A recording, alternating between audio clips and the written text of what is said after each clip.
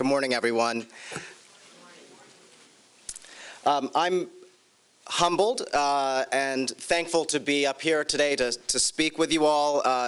Justin, New Jersey is proud of you. Any state would be. Bruce Springsteen just emailed me a moment ago and said that I should say big ups to Justin, so congratulations. John Bon Jovi also tweeted about you, so you're in very good company. I want to just very quickly, before I jump in, express my thanks not only to Lori Garducki and to the MacArthur Foundation for this very important initiative, but to many people in this room. I feel a little bit silly being up here because there's so many of you who I've learned a great deal from and whose successes have really informed my own career and shaped my views. There are staff from Vera who are here, Fred Patrick and Nancy Fishman and Mary Crowley, who deserve a great deal of of respect and gratitude for the report that they've written. My predecessor, Mike Jacobson, who told me to say that every success that Vera has begun as a seedling in his tenure. That is all true. I will stick by that for quite some time. So thank you to all of you. I'm here. I probably can't do a very good job of going through the data in the report. One of the things that I wrote about in the introductory letter was that the report is truly encyclopedic, and even I, who have been in this work for 25 years, have learned a lot just reading it and working with my colleagues. So what I hoped I could do was really to offer a few reflections about the importance of this initiative and the safety and justice challenge. And so I want to break that down into sort of three parts. The first thing that I want to do is to really talk about why it's imperative that we embrace the goals of the initiative. And then I want to speak a little bit about why I think it's the right time to do so. And finally, I want to speak a bit about why I'm certain that this will result in success. And so the question may be, well, what does success look like? And I think that success, if we try to move ourselves into the future 5 years, 6 years, 7 years from now, will be that we've fostered a national conversation about jails. And as we know, that jails are incarceration's front door, and they're the place where the country's over-incarceration problem really begins. It is important to have that conversation. It is something that is hidden from most people in the country, obviously not from people in this room, but a light needs to be shined on this, and we need to understand it. I also believe that success will look like a plethora of many jurisdictions around the country who are figuring out ways to reduce the use of over-incarceration, and where their practices are driven by common sense and a commitment to what we know works and a commitment to equal justice. So that's what I hope to talk to you about a little bit today.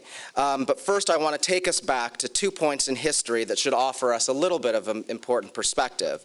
And I hope that you'll allow that for a guy who looks like he has barely pierced puberty, that I actually have something to say about history. But I'm a good reader. So the first thing is to take you back 55 years to when the Vera Institute of Justice got its start. And I can take you back, although I wasn't there at the time, I wasn't even a glimmer in the eye of my parents or a zygote or anything like that, to a dinner party in 1960 where a gentleman named Louis Schweitzer, who ended up being the founding funder of the Vera Institute of Justice, heard that there were at the Brooklyn House of Detention that people were being held pre-trial, and it was then for young adults, for up to 10 months. Presumed innocent and awaiting their trials and unable to leave because they couldn't post bail. And that little fact persuaded him to investigate and to hire the first director of Vera, Herb Sturz. And what Herb did was devise something called the Manhattan Bail Project, which was essentially an alternative to bail, a notion that you could look at people's community ties, and you could look at the extent to which they had a home address, that they had a family, that they had a job, and you could look at those ties and assess them and determine if they were a good risk to be let out but then returned to court. And that that study, which turned into, again, the Manhattan Bail Project, ended up being the first sort of natural experiment to test whether there was an alternative to bail that could be just as effective as bail was in having people return. And one of the things that we learned from it was that it was just as effective, that it in fact was more effective. And that ended up informing the 1966 Bail Reform Act, which was the first federal excursion into bail since 1789. So it doesn't escape me to be here and to be thinking about the importance of jails and incarceration's front door and what it means for myself and for Vera, and what a sense of poetry it provides. The second date that I want to share with you is is a time period in the late 80s and early 90s, and here in D.C. And I was here for that. I am a born and raised son of Washington, D.C. I am the son of an African-American man and a Filipina woman. I grew up on the good side of the tracks and benefited from all the privilege that allowed me. But when I returned from college, I came to work with young people who were involved in the court system, who were making choices in their lives that were detrimental to them and to their families and to their communities.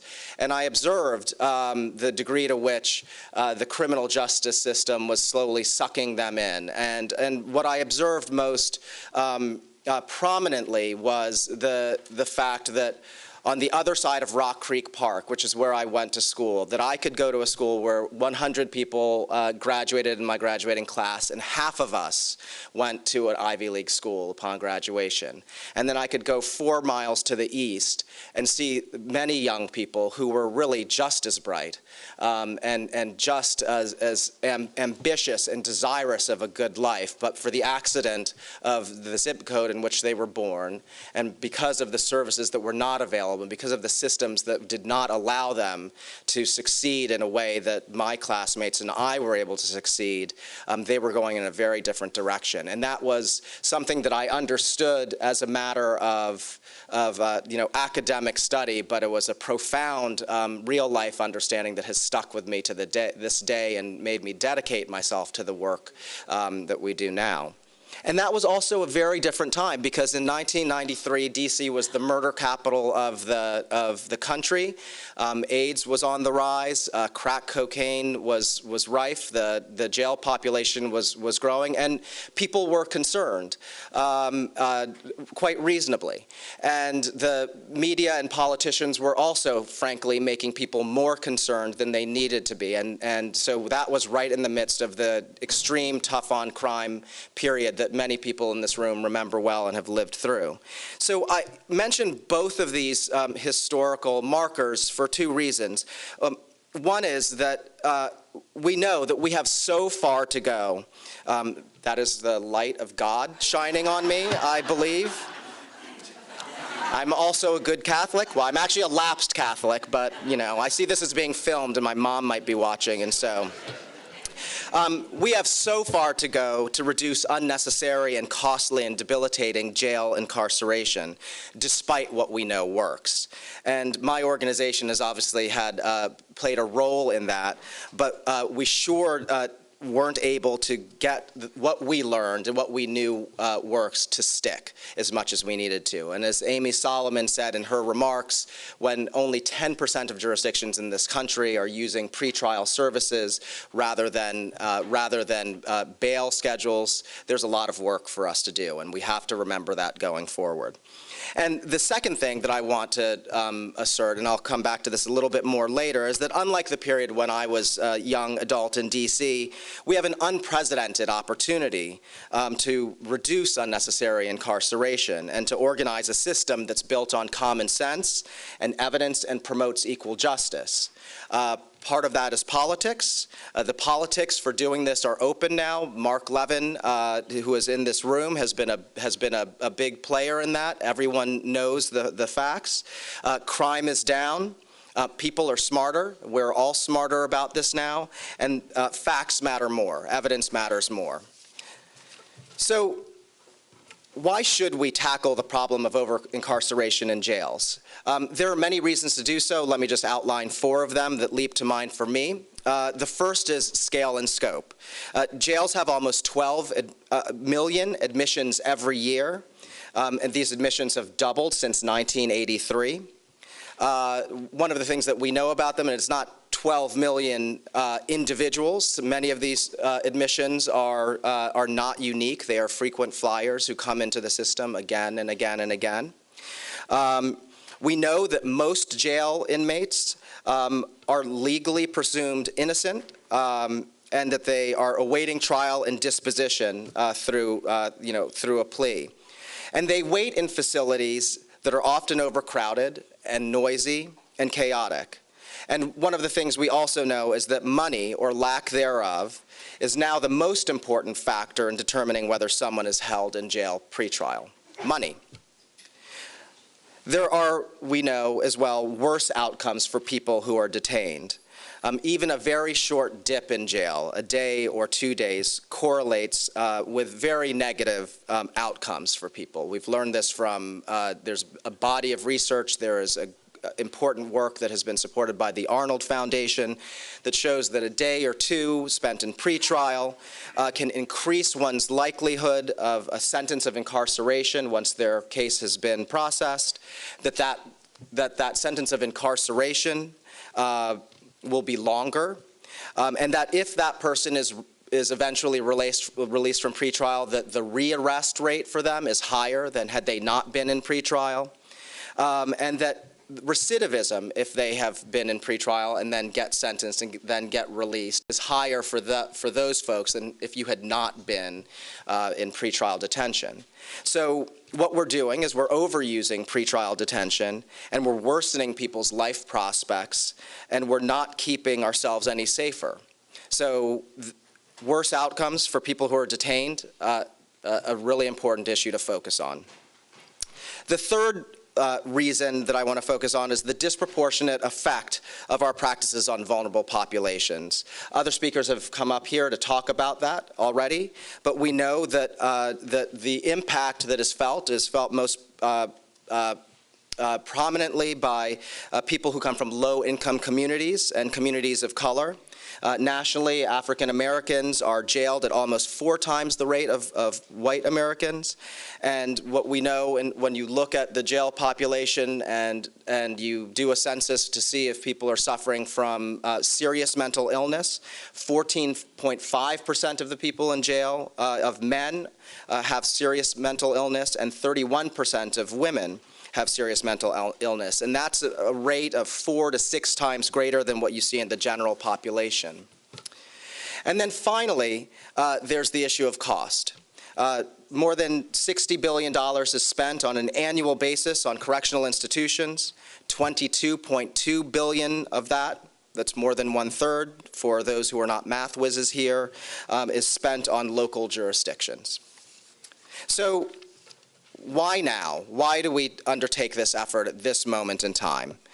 First, urgency. If the facts that I didn't relay to you, that I relayed to you just now, didn't convince you of the urgency of this matter, I would like to suggest that we are, if you look at it in the long term, we're trending negatively. It is important for us to turn that around and to change the trajectory of what is happening in this country, because we know that what we're doing has negative consequences for people. So in 1990, just to give you one example of that, 60% of felony defendants who were released before trial were released for non-financial conditions. Now, most are released with private bonds or financial conditions, and the figure is around 61%. So given what we know, and all that we have learned, and all that we know that works more effectively, we're moving in the wrong direction. You can take New York City as an example of that. In 2013, over half of those who were held until their case were disposed were held because they could not afford $2,500 bail. A third of non-felony defendants were held on $500 or less. And given, again, what we know from the Arnold research that I mentioned, I would argue that these facts suggest that it's both a moral imperative as well as common sense to avoid unnecessary pretrial detention and to make sure that we're not punishing people because they're poor. And if you want to put it in human terms, I ask you to think about a gentleman named Jerome Murtaugh.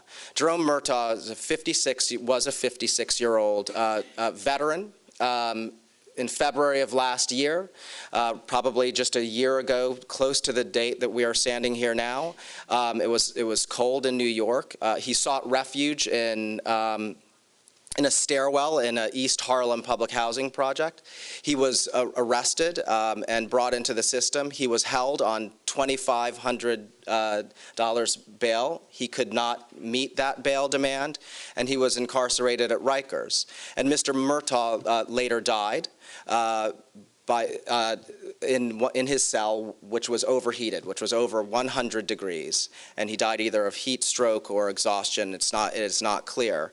But this has very human consequences. And we in New York, and I see Karen Agnifilo in the crowd, who was one of the leaders in an effort. When that happened, the mayor and all of the leaders in New York banded together and said, we're going to do something different. We're not going to let this kind of thing happen again, and we're going to look across the system and figure out all the places where someone who is mentally ill could be diverted out of the system and more effectively and appropriately cared for.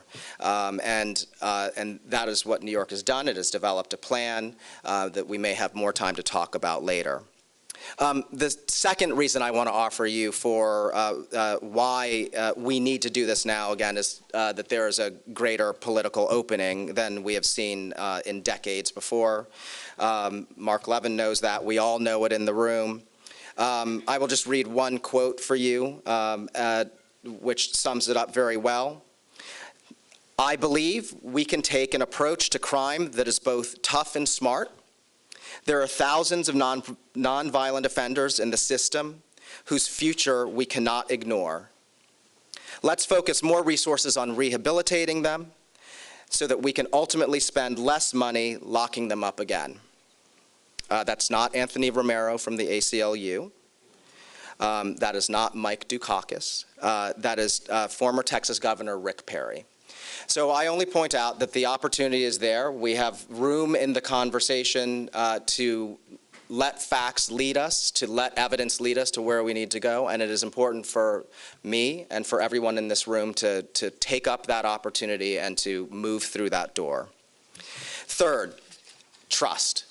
Trust and building trust is a remarkably important reason why we should be doing this work. And as all of you know in this room, there's been a great deal of attention post-Ferguson, Missouri, and Staten Island, New York, that has focused on policing. And we know that the president has put together a task force to look at 21st century policing. And all of that is appropriate, and it is very appropriate for us to think about the intersection of the police and the public. And how that intersection is an important one to improve and to build respect and to manage constructively in order to build trust in the system. But I also believe, as I think many of you in this room do as well, that we shouldn't kid ourselves to think that the massive distrust that people feel about the system and the massive alienation is about policing alone.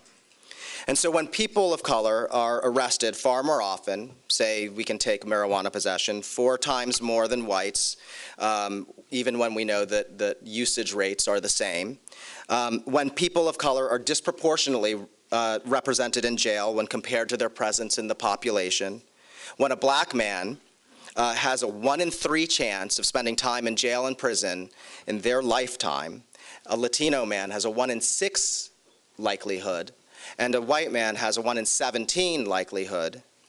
And when a black man who has not made it through high school now has a 68% chance of spending time in a jail or a prison, we know we need to do something, that we all have a role to play in restoring trust. That said, we can do this.